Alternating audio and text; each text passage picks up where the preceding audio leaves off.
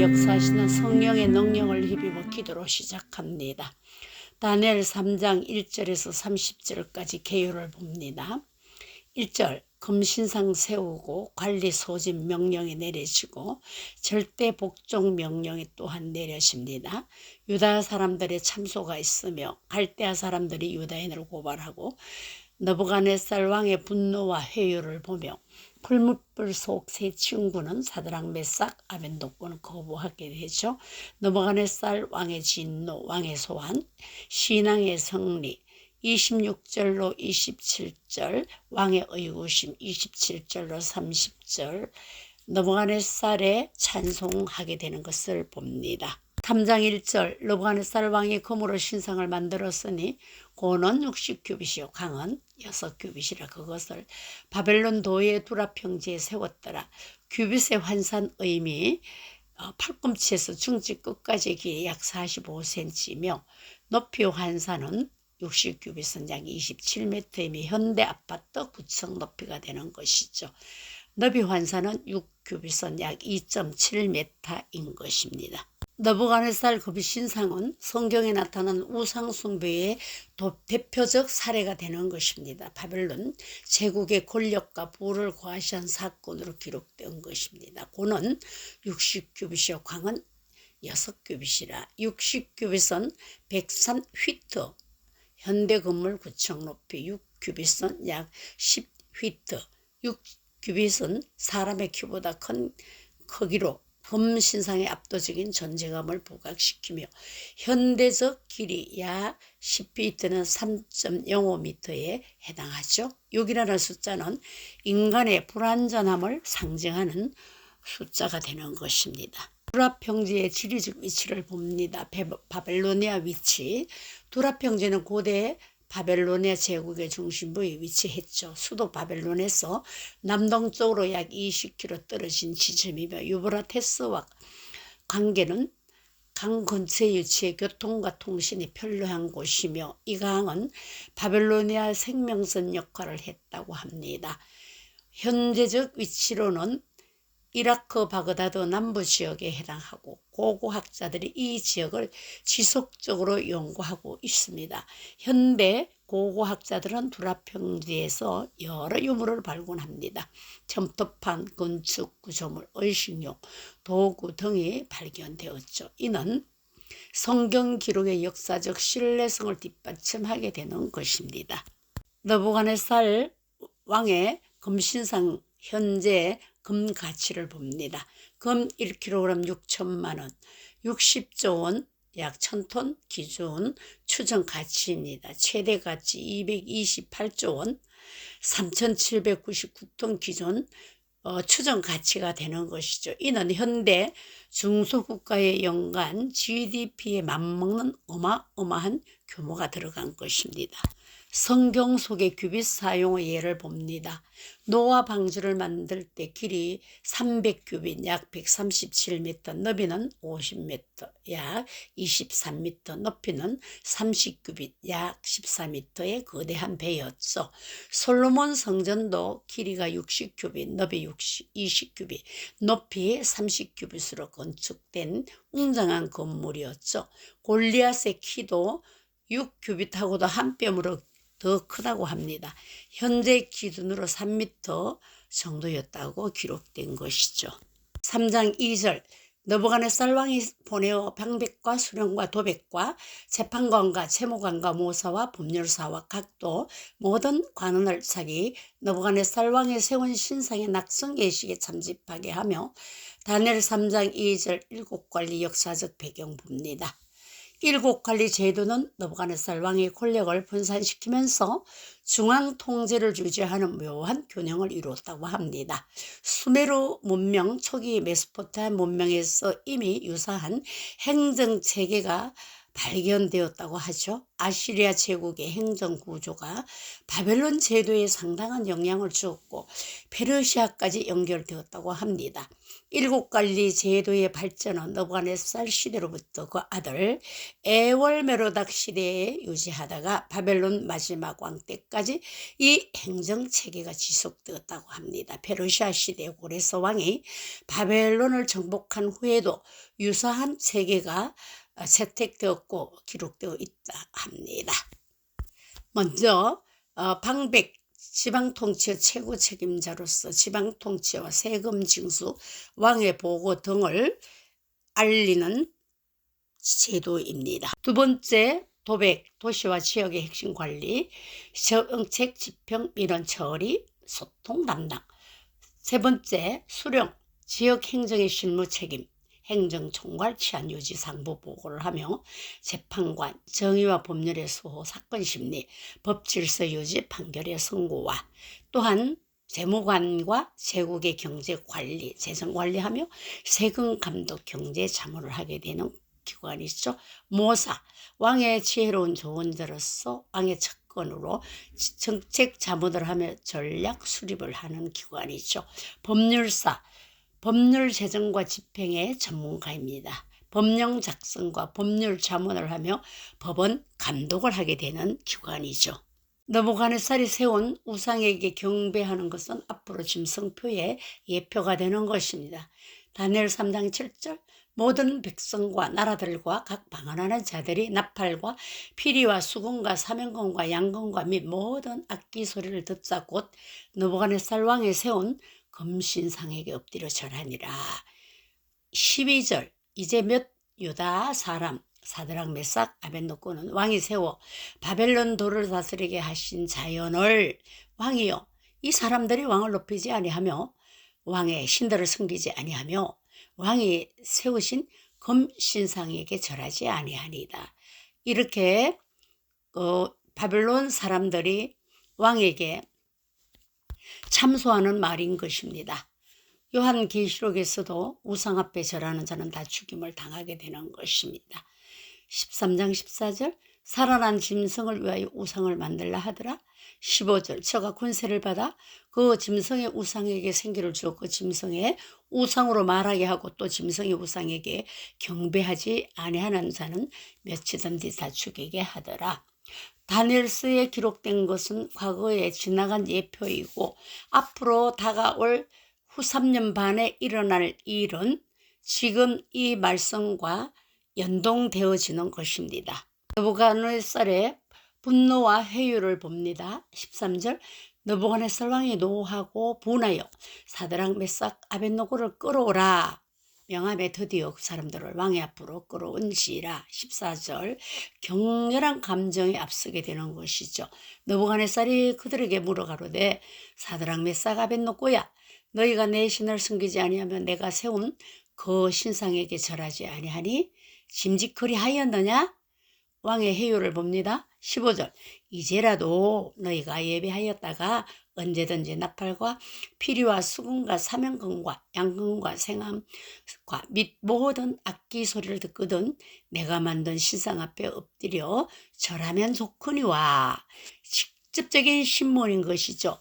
너희를 네 손에서 건져낼 신이 어떤 신이겠느냐? 그런데 갈대아 사람들의 고발 때문에 질투와 분노로 바벨론 관리들은 유대인들이 높은 지위에 있는 것을 시기했기 때문에 그들은 이 기회를 통해서 유대인들 관리를 제거하고자 했던 것입니다. 정치적 업무를 꾸민 것이죠.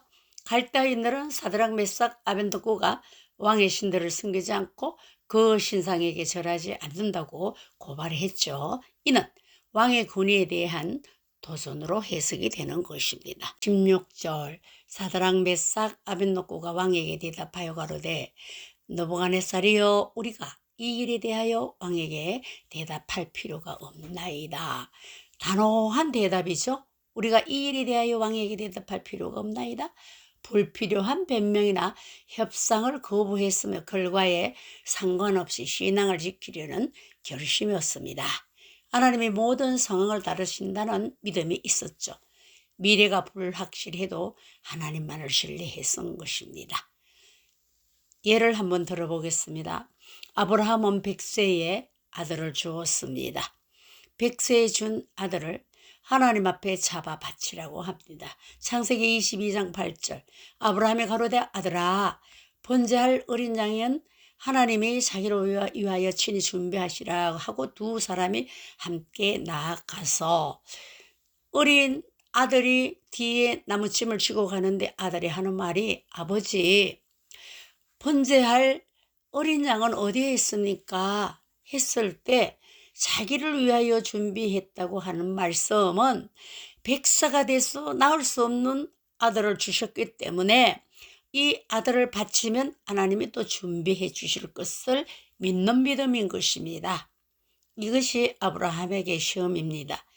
22장 13절 아브라함의 눈을 들어 살펴본즉 한 수양이 뒤에 있는데 뿔이 수풀에 걸렸는지라 아브라함이 가서 그 수양을 가져다가 아들을 대신하여 번제로 드렸더라.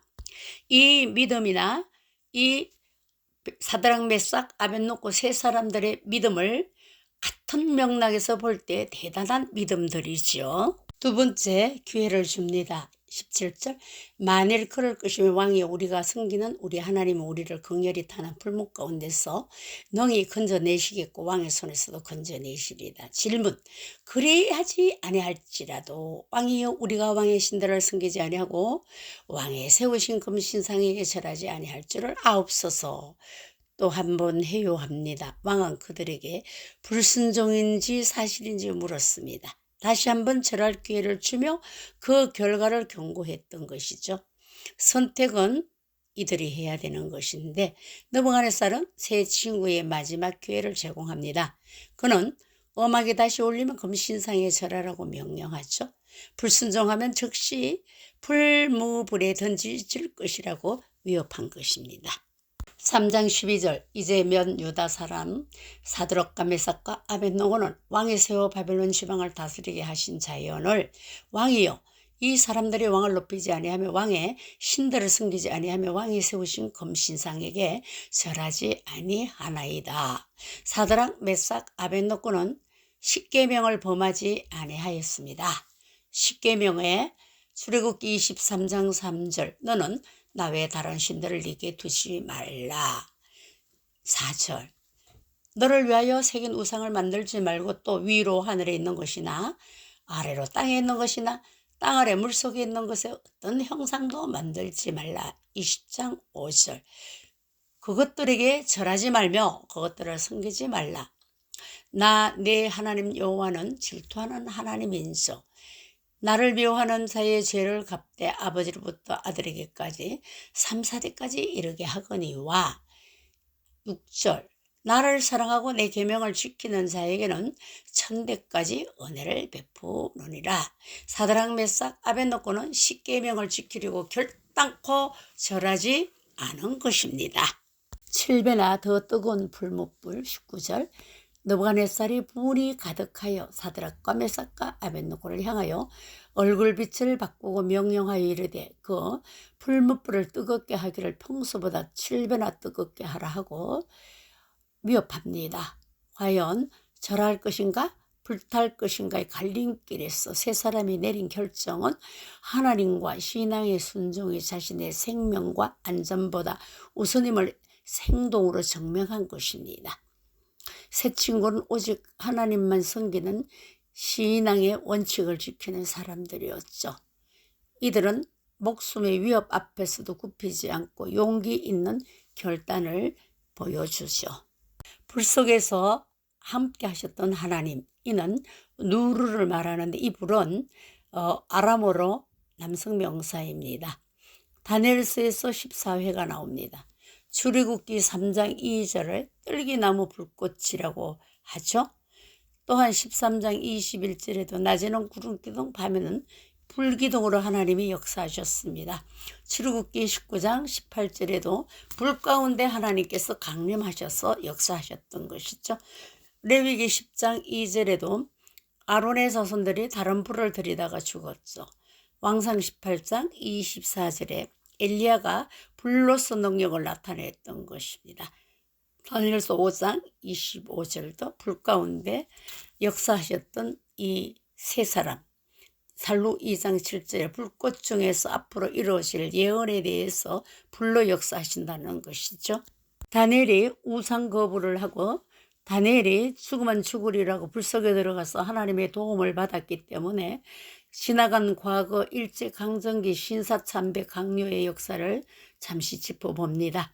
야스쿠니 신사는 일본 제국주의와 군국주의의 상징으로 여겨집니다. 전쟁을 미화하고 국가를 위한 희생을 찬양하는 장소로서 지금도 드려지고 있습니다. 그는 민족 정신 말살 시도를 많이 했죠. 한국인의 고유한 종교와 문화를 억압하고 일본화를 강요했고 민족 전체성을 훼손하려는 시도를 많이 했던 것입니다. 다니엘과 세 친구가 창시 계명을 한 것처럼 우리 선조들에게도 이름을 계명시키고 말까지 시켰습니다.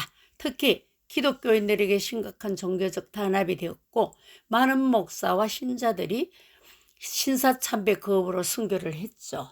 옆에 그림은 1938년 일제강점기 신사참배를 거부하다가 옥중에서 순교한 주기철 목사님의 일생을 한눈에 보는 전시관이 경남 창원에 세워진 것입니다. 이방 왕으로서 하나님을 몰랐던 느부갓네살 왕은 하나님의 주권에 의해 쓰임받습니다. 28절 느부갓네살이여 말하여 사드락 메삭 아벳노고여 하나님을 찬송할지어다. 분노에서 경외로 바꾸시죠. 태도 반전이 일어난 것입니다. 28절 왕의 명을 거역하고 그 하나님 밖에는 다른 신을 섬기지 아니하며 그에게 절하지 아니한 종들을 구원하셨도다. 세 친구가 불에서 나오는데 신속하게 순종을 하게 하시죠. 28절 지극히 높으신 하나님의 종들아 정중한 호칭을 하게 되죠. 26절 느부갓네살이 극렬히 타는 풀무 아구까지 가서 불러 가로되 지극히 높으신 하나님의 종 사드락 메삭 아벳노고야 나와서 이리 오라 하매 왕이 직접 아구까지 가서 나오라고 부르는 것입니다. 직접 초대를 했죠. 살아계신 하나님을 인정한 느부갓네살은 25절 왕이 또 말하여 가로되 내가 보니 결박되지 아니한 네 사람이 불 가운데로 다니는데 상하지도 아니하였고 그 넷째 모양은 신들의 아들과도 같도다 하고 신적 존재를 인정합니다. 네 번째 사람은 일반 사람과 달리 신적인 광채를 발한 것이죠. 보호자 역할은 이 존재는 세 친구를 불의 위험으로부터 보호하고 있었습니다. 느부갓네살은 그 모습을 하나님 아들과 같도다고 표현합니다. 왕의 감탄을 하고 있죠. 느부갓네살의 찬양을 봅니다. 신을 인정한 것이죠. 느부갓네살은 사드락 메삭 아벳노고의 하나님을 공개적으로 찬양하는 것이죠. 자신의 목숨을 걸고 신앙을 지킨 세 친구의 용기를 칭찬하고 그 믿음의 가치를 인정해 준 것이죠. 그러므로 새로운 칙령을 내리게 됩니다. 모든 백성은 유대인의 하나님을 모독하지 말아라 이렇게 합니다. 이처럼 구원할 수 있는 신은 다른 어디에도 없다고 인정하며 이를 어기는 자는 토막내어 집이 그럼터가 될 것이라고 하는 것이죠. 세 친구를 승진시킵니다. 느부갓네살은 사드락 메삭 아벳노고를 바벨론 지방에서 더 높은 지위로 승진을 시켰습니다. 하나님은 신실한 종들을 지키시고 또한 영화롭게 하셨죠. 이는 신앙에 따른 축복의 증거인 것입니다. 말씀의 결론을 내리겠습니다. 다니엘과 세 친구가 우리에게 주는 교훈이 많습니다. 하나님의 주권에 예속된 다니엘과 세 친구들에게 많은 도전을 받죠. 교훈과 책망과 바르게 한과 의로 교육하기에 유익하니 디모데후서 3장 16절 인간 왕권보다 더 높은 신적 주권을 보여줍니다. 하나님의 능력이 세속 권력보다 우월함을 증명합니다. 하나님 말을 의지하는 믿음, 이 믿음은 어디에서 나왔겠습니까?